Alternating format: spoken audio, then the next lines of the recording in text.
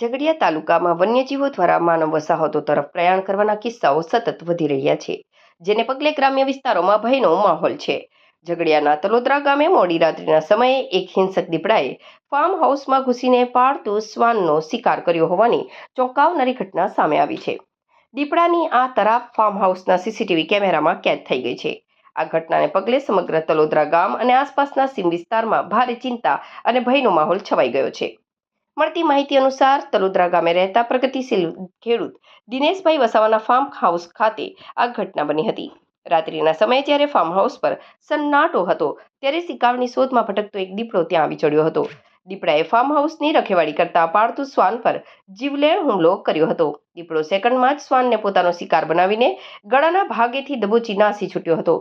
સવારે જ્યારે માલિક ફાર્મ હાઉસ પર પહોંચ્યા ત્યારે આ લોહી લુહાણ ઘટનાની જાણ થઈ હતી અને સીસીટીવી ચેક કરતા દીપડો દેખાયો હતો. જો દીપડો ફાર્મ હાઉસની મજબૂત વાડ કૂદીને અંદર ઘૂસી શકતો હોય તો રાત્રે ખેતરમાં પાણી વાળવા જતા ખેડૂતો કે ઘર આંગણે રમતા માસૂમ બાળકો પર તે ગમે ત્યારે હુમલો કરી શકે છે તેવી માંગ સ્થાનિક ગ્રામજનોએ કરી હતી. આ ઘટના બાદ તલોદરા અને આજુબાજુના ખેતરોમાં કામ કરતા મજૂરો તેમજ પશુપાલકોમાં ભારે ભય વ્યાપી ગયો છે. ખેડૂતો હવે રાત્રિના સમયે ખેતરે જતા પણ ડરી રહ્યા છે. સ્થાનિક ગ્રામજનોએ આક્રોશ સાથે વન વિભાગ સમક્ષ માંગ કરી છે કે આ વિસ્તારમાં તાત્કાલિક અસરથી લોકેશન ટ્રેસ કરીને આ જોખમી દીપડાને પકડવા માટે મારણ સાથેનું પાંજરું ગોઠવવામાં આવે, જેથી ભવિષ્યમાં કોઈ મોટી જાનહાનિ નિવારી શકાય.